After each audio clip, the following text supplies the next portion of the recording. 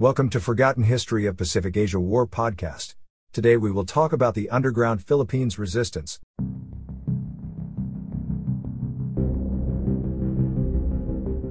The Imperial Japanese Forces attacked Pearl Harbor and the Philippine Islands simultaneously. This planned attack on these two specific areas was a strategic attack that meant American control in the Pacific and expand Japan's territory. Following the surrender of the Allies at the Battle of Corregidor, all radio connections and communications ceased as the Japanese military invaded the Philippine Islands. Despite the lack of communication, some American and Filipino soldiers were able to evade the Japanese and go into hiding. One of those soldiers who was able to escape was Ramon Magsaysay Sr., who would become a prominent leader in the Western Luzon Guerrilla Force. The Western Luzon Guerrilla Force was not the only resistance group to form. Alongside it, several bands of resistance fighters sprouted up throughout the Philippine landscape.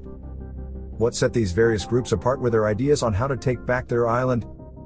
A big hindrance within these groups was that many were also politically motivated. Some groups were politically motivated in that they had differing views on agendas and a nationalistic goal. The Hukbalahap guerrilla was one of the more commonly known resistance groups that had a political agenda. The Hukbalahap, known as Huk, was comprised of Filipino citizens from all backgrounds. Members included peasant farmers, workers' union, Communist Party members, and both rural and urban laborers. The Huk were seen as highly successful in that they eliminated many Japanese soldiers. Furthermore, the Huk saw rich Filipinos who collaborated with the Japanese as being targets as well. The killing of rich Filipino collaborators enabled the Huk to capture estates. Within these estates, they created their own government, taxes, and laws. In 1954, the Hukbalahap would end with the presidential election of Ramon Magsaysay Sr. and overwhelming pressure to stomp out communist groups. The main catalyst for the Filipino resistance was the mistreatment of POWs and Filipino citizens at the hands of the Japanese forces.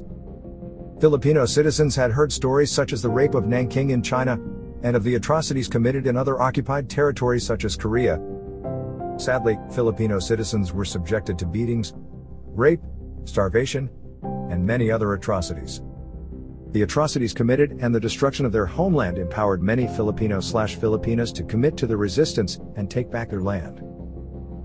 The Japanese forces had noted during the Bataan Death March an alarming amount of sentiment for the Allied forces among the Filipino people.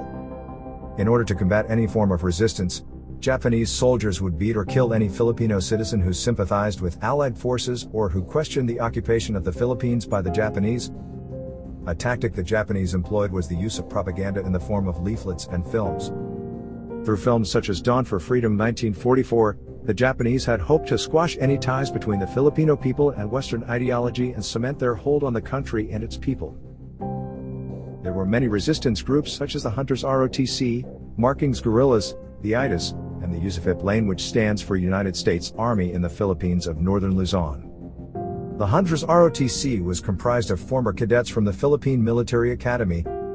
Wanting to fight, the former cadets trained other resistance fighters as saboteurs, running phone lines, radio connections, eliminating pro-Japanese Filipinos and spies, and conducting small hit-and-run raids. The Markings guerrillas were mainly centered in East Manila and under the command of Colonel Marcos V. Agustin. In contrast to the Hunters ROTC, the Markings guerrillas was comprised of older citizens and soldiers. The Markings guerrillas are known for the taking of the IPO Dam. USAFIP NL differed from the other two guerrilla forces in that the USAFIP NL was comprised of American, Filipino, and guerrilla soldiers. The USAFIP NL was commanded by General Russell W. Volkman and a military force that was more than 8,000 infantrymen. The IDAs were an indigenous guerrilla unit that served in northern and central Luzon.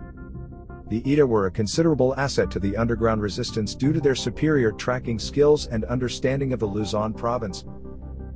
The IDA would hide and protect American soldiers in the mountain caves, and when food supply ran dry, they would grow tubers, sweet potatoes and yam, and rice to feed their units.